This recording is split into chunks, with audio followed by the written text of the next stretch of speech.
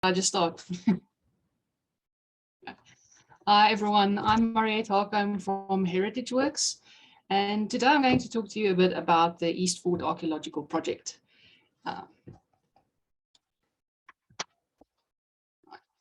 So some background and historical context on the East Fort Archaeological Project. It is focused on the excavation of a British redoubt, which is a type of fort built by the British during the Anglo-Boer War. It is situated in Pretoria, quite close to the University of Pretoria's agricultural campus. And it formed part of a wider system of fortifications that were built by the British after their occupation of Pretoria from the 1st of October, well, the Boer War was from the 1st of October 1899 to the 31st of May 1902. And during this period, the British occupied Pretoria, and in addition to the forts that were already constructed by the Boers, they constructed a number of smaller fortifications in and around Pretoria, just to add to the number of fortifications, because Pretoria was a very paramount and important location to be in control of during the war. So here we can see a British espionage map of Pretoria. And here we can see a war map from the Boers showing the location of the forts and some of the key points. And you can see the lines that are drawn on the map basically indicates the line of sight or lines of communication between the different fortified positions in and around Pretoria. Here we can see a map indicating the locations of the different or the main forts. And this is a modern day Google Earth view of Pretoria and indicating the four major forts. In green at the top is Fort Wonderboompoort, and the red on your left is Daspoortrand or Westfort. Then we have Fort Klapperkop, and we have the monument that is situated right at the back of the Voortrekker monument, Fort Skanskop. And the location of East Fort is indicated by the red arrow on the map here. Like I mentioned previously, it is located quite close to the University of Pretoria's agricultural campus. And then fortifications of the Anglo-Transvaal War. I'm not going to spend too much time on discussing the different fortifications in and around Pretoria. I actually want to focus today on the East Fort Archaeological Project. So I'm just going to scroll through. If anyone is interested in spending some time and going through the list, you can always pause the video, and that's the convenience of having a video presentation, is you can always just pause and look at things in greater detail. So Fort Skanskop, this is the fortification that is just behind the Voortrekker monument, was completed on the 6th of April 1897 and cost a total of £47,500. Now, even back in those days, that was a considerable amount of money. So it cost the Boers really a lot of money to get Pretoria fortified during the Boer War. So this is just a map showing the location of Fort Skanskop. And this is a photograph from the period, just showing how the grounds were laid out and additional tents that were put up on the terrain. And here we have a modern day view. It's a very nice fortification to go and visit. It is very well kept. It is not completely historically accurate in terms of some of the features. Modern day features, of course, as you can see, the railings, there's an amphitheater to accommodate live shows and performances. So it's not 100% historically accurate as what you would have seen during World War. So just to orientate yourself, there in the background is Fort Klapperkop, and to the left at the top there is UP's Groenkloof campus. Fort Klapperkop was completed on the 18th of January 1898 and cost a total of £50,000.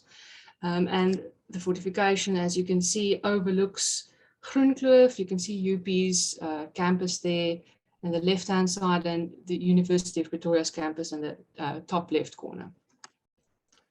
So the fort is also well maintained. It is more historically accurate than Fort Skanskop, so you get a better impression of what the fortifications would have looked like during the Boer War.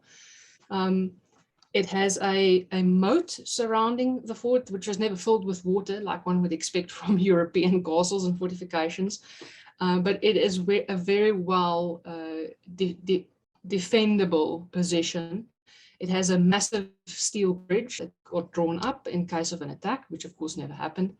So it is a really nice example of these forts. Unfortunately, after COVID, the visitation numbers dwindled, and I don't think the site is now open generally to the public. It used to be open on a daily basis where you could visit, but now you have to arrange a tour. And unfortunately, the site is slowly degrading a little bit due to a lack of maintenance. So the fort did have, and I think it still has, some exhibitions on some of the rooms. It gives you an idea of what it would have looked like at the time. And it has replicas. I don't think these are the original cannons that were positioned at the fort at the time, but these are replicas of the cannons that were stationed there. And just to orientate you to the lay of the land, you can see Waterkloof Monument Park, the R21 Highway, and Groenkloof Nature Reserve. So you have a complete 360-degree view of Pretoria and its surrounding areas. So a very well defendable site. So from Fort Kloppenkoop, we can actually see Fort Wonderboom across the valley. And Fort Wonderboom was completed on the 4th of September, 1897 at a total cost of £49,000. So Fort Wonderboom Poort is still in a fairly good condition. Good, let's put that in air quotes. But it is also good in a sense that these sites degrade over time, because it gives us a good idea of the degradation processes. So we also get to learn something about, the way in which a site becomes dilapidated. We do have two forts that are in a very good condition. That gives us like almost pristine examples of what the forts would have looked like. But we kind of also appreciate the way in which these sites degrade, that we can observe these processes. And here you can see just the top view of the courtyard. And then Fort Daspoort or Westfort was completed on the 12th of November 1898 at a total cost of £46,500. And what I forgot to mention previously is the other three forts were built by the Germans, and this one was built by the French. And you can see in the construction, the layout, the general architecture, that this French example is slightly different. So it is a unique example. And these are some historical photographs just to show the courtyard and the parade grounds. And from Westfort, you have a very good line of sight to the other three forts. And of course, vice versa, from the other three forts, you could send signals using lights to communicate with the forts. Then in the 1960s, the fort was still in a fairly good condition. Up until the late 90s, early 2000s, it still had its huge steel doors. And by 2013, which is the last time we visited the site, the doors were stolen off, of course, for scrap metal. And it's such a pity, because this gate or entrance structure of the fort is very unique, and it is a very good example of French fort architecture and design. So it really is a pity that the doors were stolen off. And the fort is in a really bad condition. And unfortunately, in recent years, a group of vagrants have moved into the site. So where it used to be accessible to the public, anyone who's interested could take a drive up and visit the site. Unfortunately, today it's become quite unsafe. There's a tunnel system on the western side of the site that they would have used to transport ammunition and cannon shells up to the cannon position. So it's actually quite interesting, a little bit scary to crawl around in there. But yes, so the force of the Anglo-Transvaal War, 1880 to 1881. So on the 5th of June is when the British occupied Pretoria without a single shot being fired. Now, unfortunately, despite all of the expense that the Boers incurred to get the fortifications constructed, when the time came to actually man the fortifications, everyone was like, no, we're just going to defend our own towns. We're not going to come and help defend Pretoria. So that's why it was quite easy for the British to occupy Pretoria. And this is a view of Church Square. And here we can see Church Square today. So British era fortifications of Pretoria, we see a lot of stone built blockhouses. We see a lot of corrugated iron blockhouses. And yeah, they're quite littered around Pretoria. Of course, most of them are in quite a degraded state. And Professor Anton van Vollenhoven, who is our project director for Eastfort, he is our local expert on the fortifications of Pretoria. So if anyone is ever interested in doing projects related to these fortifications, please contact him. I'm sure he'll be more than willing to help you. So the Eastfort was constructed in July 1900, and it was the largest of the British forts that were constructed around Pretoria. So this is a historical photograph of where they were still busy constructing the fort. And what is really nice about this image is it gives us a good idea of the different buildings that were on the site, as well as some of the activity areas. You can see a little mason's area and a little smithy shop where they would make their own nails to use on the construction of the fort. So we haven't been fortunate enough to actually find this smithing activity area that you see in the foreground. It would be really nice if we could actually discover that particular area. And then the three buildings you see at the back are what we believe are the officers' quarters. We found a lot of interesting objects coming out from there. And then at the left-hand edge is what we refer to as a pillbox. It's almost like a little half moon shaped fortification that's on the kind of like on the edge of the perimeter wall. So what makes Eastfort also unique is that it had a 9-inch naval gun, which we still joke that we might find a naval gun on site. We might excavate a trench and find this 9-inch naval gun, but it is highly unlikely. But what you see is the gun is positioned on a wooden platform, which of course, if you can imagine, a cannon like that requires quite a stable base, because after a few shots, if it's just on naked ground, it's going to dig itself a hole. So it had to have a wooden base. We've identified the area where the naval gun was positioned, but we haven't found any remnants of the wooden floor, which is also kind of unlikely. It was probably removed or rotten away. But yes, this is a very nice photo, because you can actually see in the background also like the silhouette, the outline of the surrounding hills. And that's how we managed to actually identify the position where the naval gun was, as we compared like the background landscape with what we can see on the photo. This is just another example of the gun. And this is a view looking up at the fort from like Fairy Glen's side, like from the south, looking northward at the site. And you can see, like, compared to the landscape today, if you imagine how many trees we have, even on the Koppie itself, not just in the surrounding suburbs where people plant a lot of trees, but it was quite a barren and bare landscape at that stage.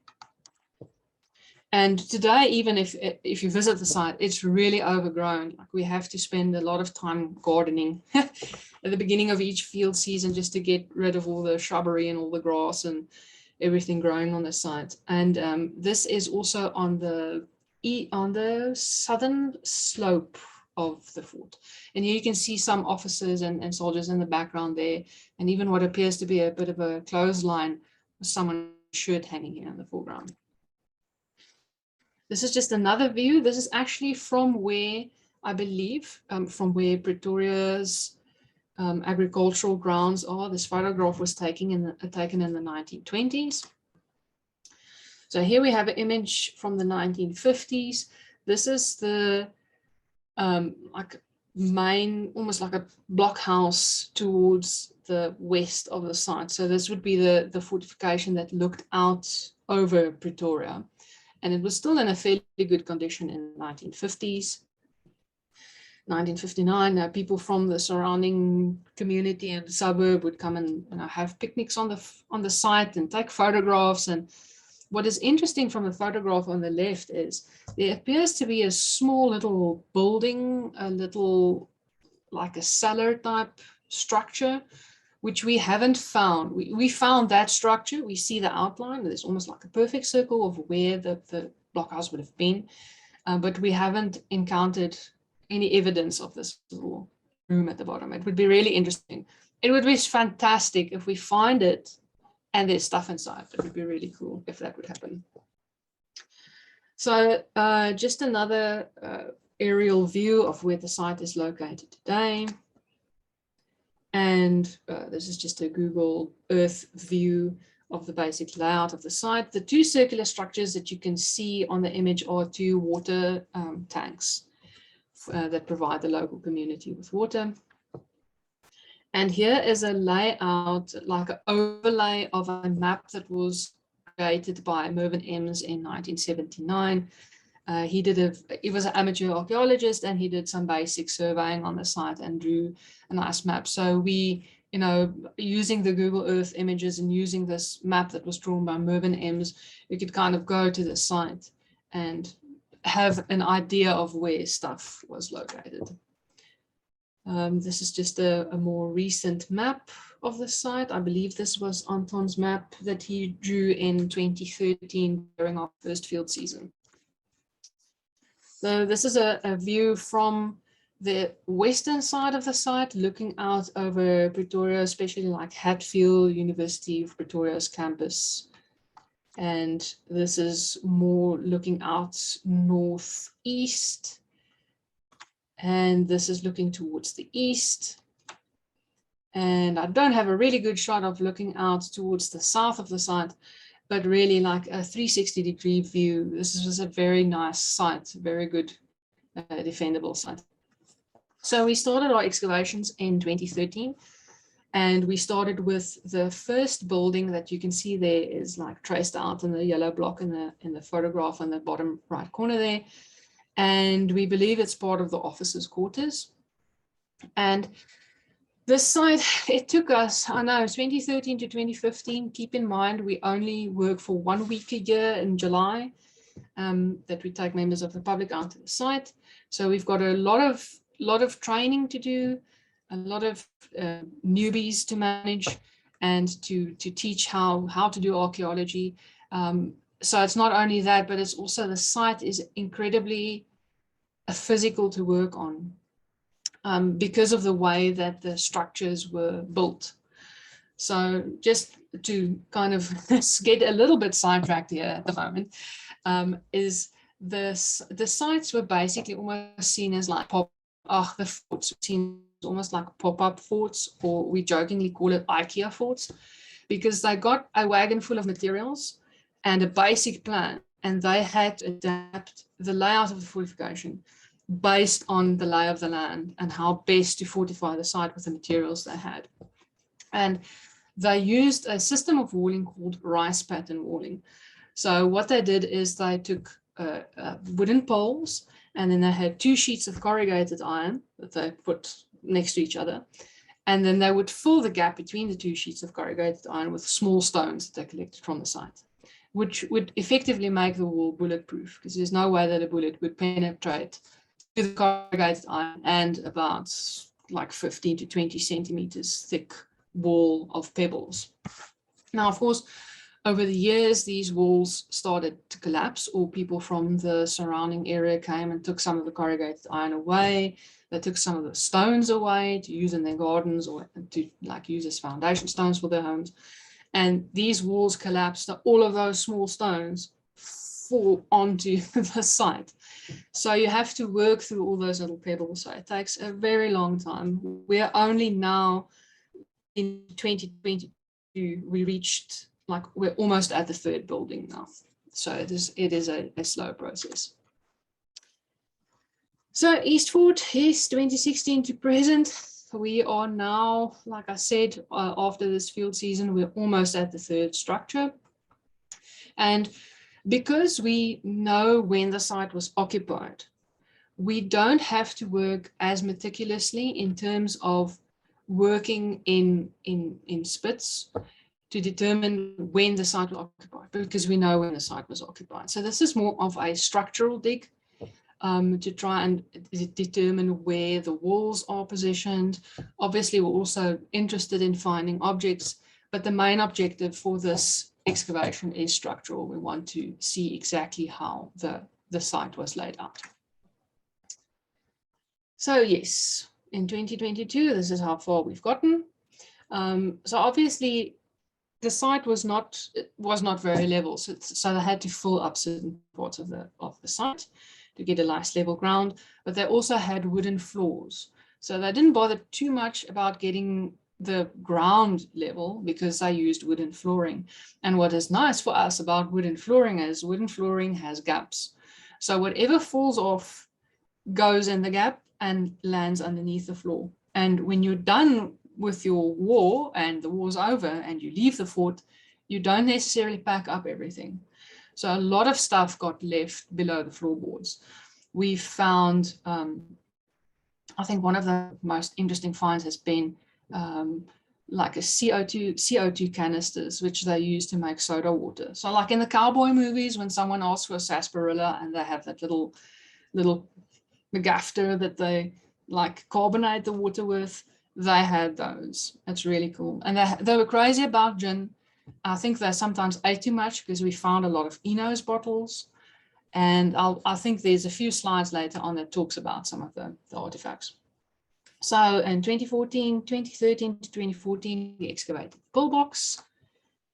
And we've been excavating on the northern side of the site, which we originally thought might be horse stables.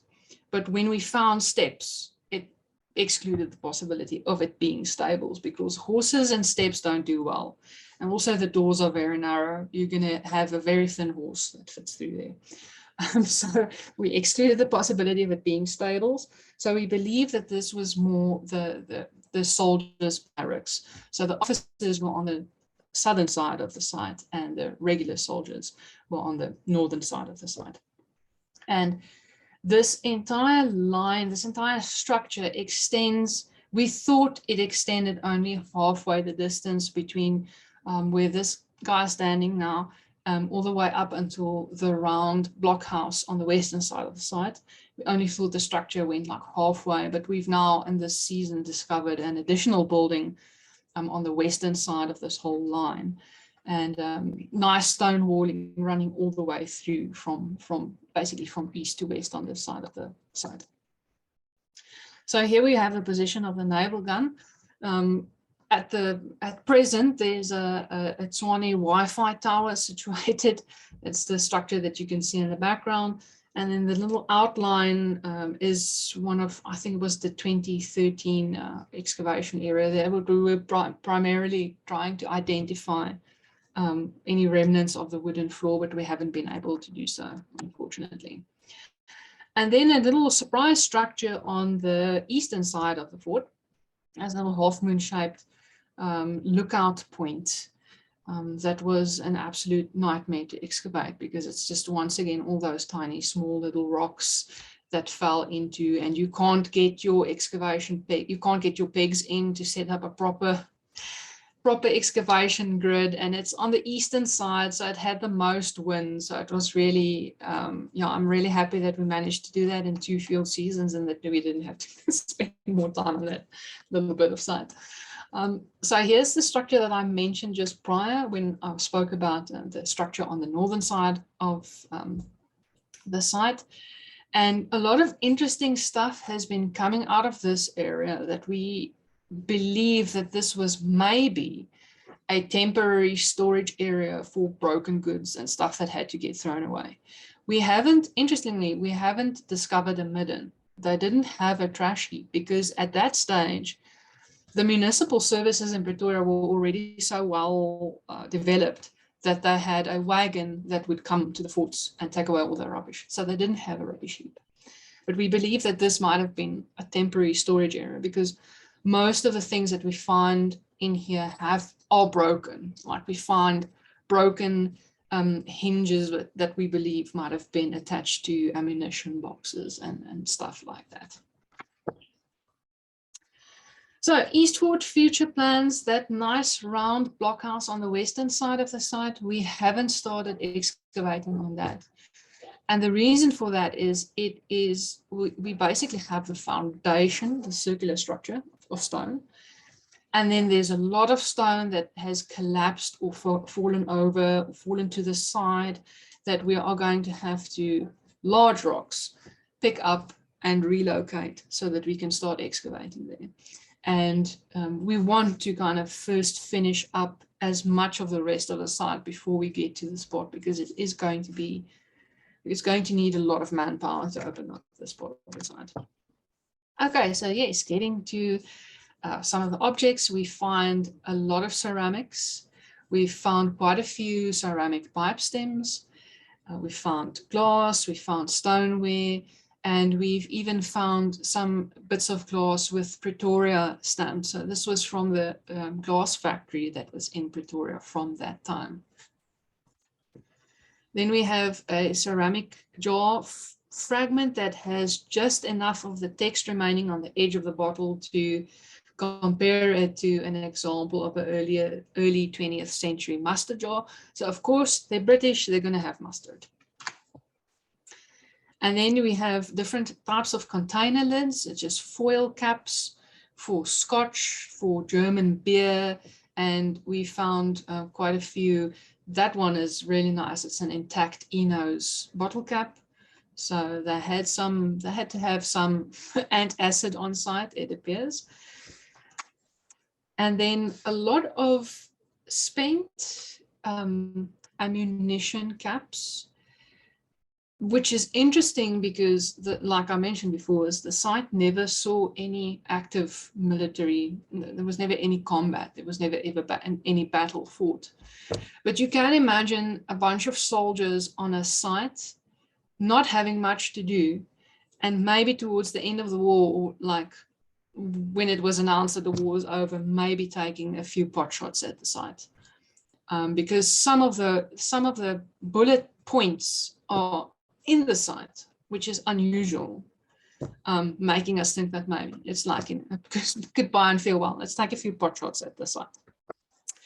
Then we also find ammunition caps where the bullet itself has been removed, and you can clearly see that the round is unfired. It doesn't have a striking pin. So this is the image you see in the bottom corner there. It doesn't have that impact mark from the striking pin from the rifle. So what we suspect is that they probably disassembled some of the ammunition to use the powder inside to start fires.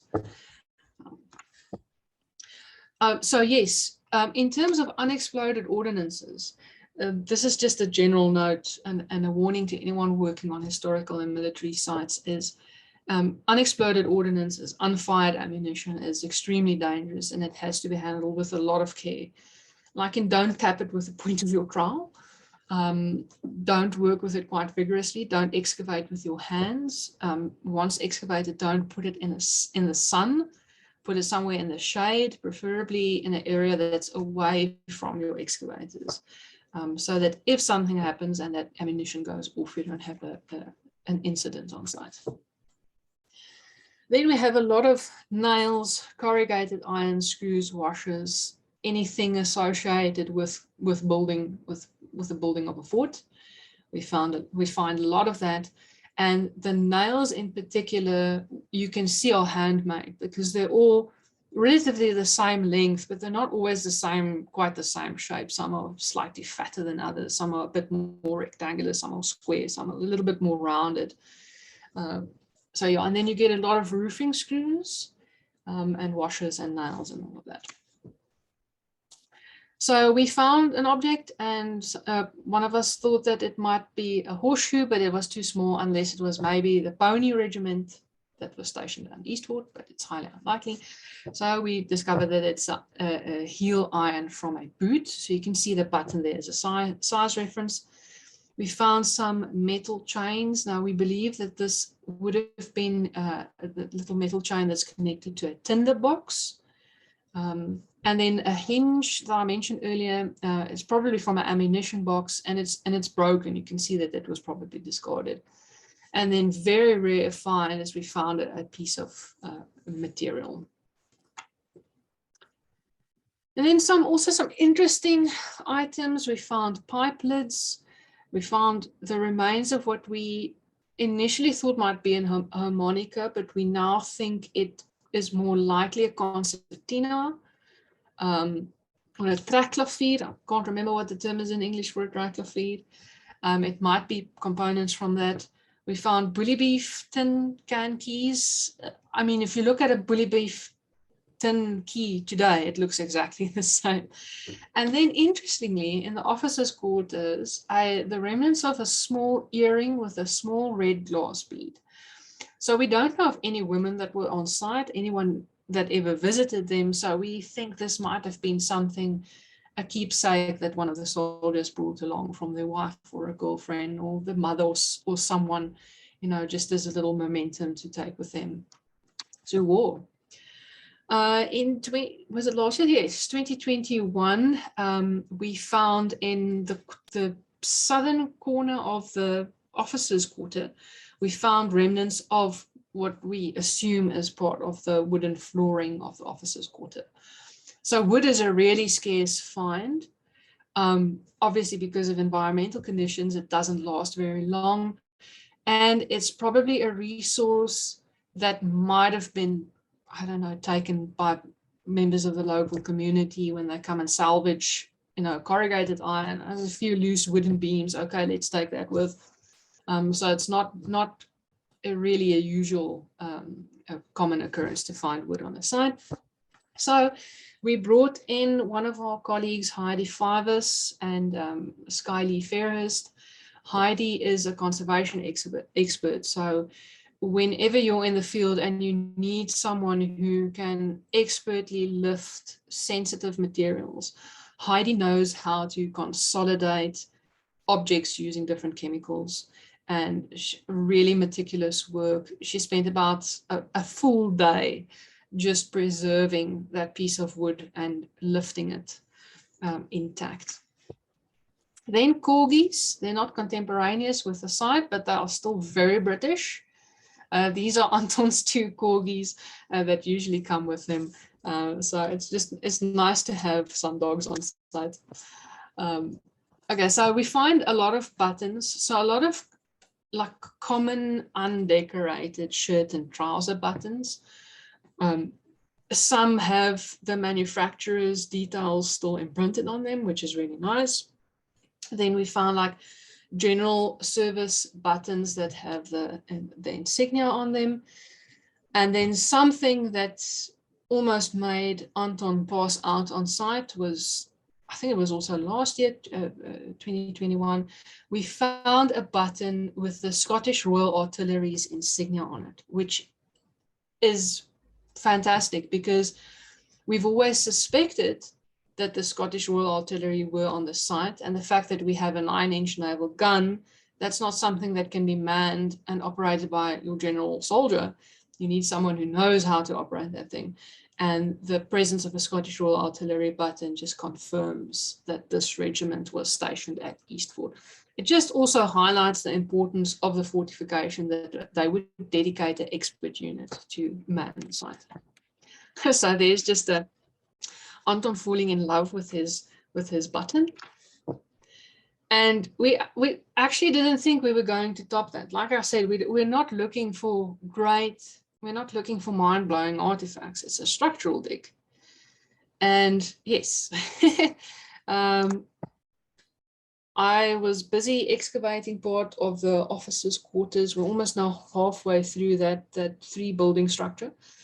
And I was sitting with Leslie Dysel, one of our trench commanders, and I saw this like metal rods sticking out, and we found metal rods before on site that were construction related. It's usually like a peg that they put in to level out, you know, to put up your leveling string, or for whichever other purposes. It's a construction thing. You know, is it a rod used in construction? And as we were busy excavating, as we were going further down, we eventually reached a hilt. And the picture started to become clear, and we called Anton, and he ran over, and it's like, Anton, we've got a bayonet, and his face just lit up.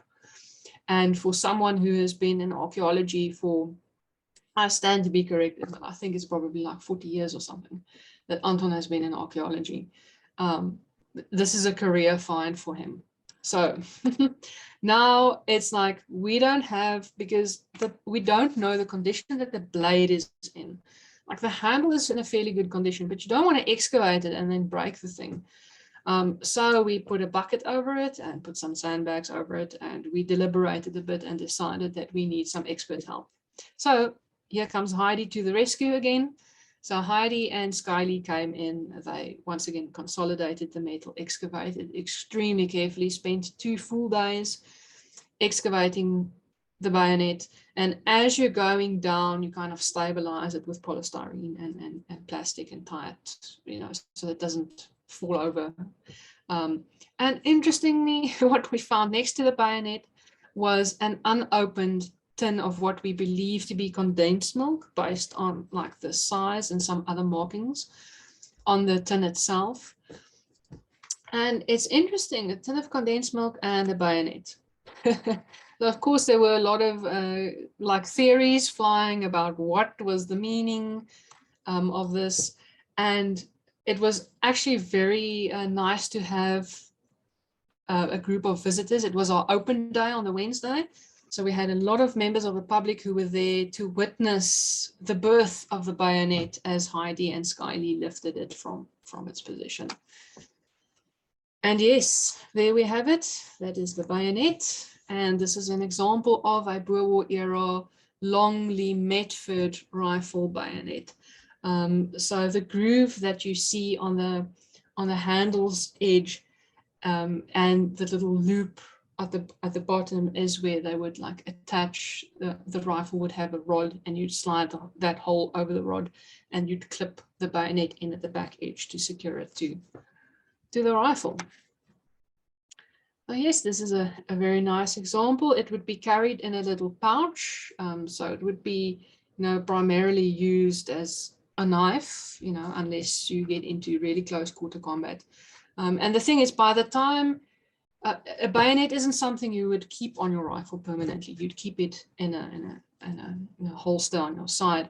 So by the time you attach your bayonet to your rifle, you know it's now close quarter combat. It's now no longer just shooting at people. It's now stabbing people. So this is what the condensed milk would have looked like, the tin. And there in the right-hand image is more or less where we found the bayonet. So now the most convincing theory at the moment, according to me, is that this was placed in the foundation wall as part of a ritual or a tradition by the regiment, because it's not functional. So it's probably ceremonial. It's something personal. And also these bayonets, any military equipment, you wouldn't just discard it. You would have to get permission to use it for this type of purpose, because it had to be signed out of a register. There had to be a little report written about what happened to it. So yes, it's probably some type of ritual from the regiment. So yes, we've been busy since 2013 with the Eastwood Archaeological Project. Obviously, due to COVID, we skipped it in 2020. But we're going strong. There's a lot of work to be done. I guess that we're at the very least going to be busy for another 5 years on Eastport. So I'd like to, at this stage, extend an open invitation to anyone from the student community. If you would like to come and participate, contact us. There is a small fee involved because we have to cover our overheads. We don't have funding from a university or from any other organization. But you can also, if you want to come on an open day and just spend the day with us, spend the day on site, volunteer a little bit, get your hands a little bit dirty, have a booty roll with us at lunchtime, you are more than welcome to come and visit us. And then future plans in terms of our public participation initiatives.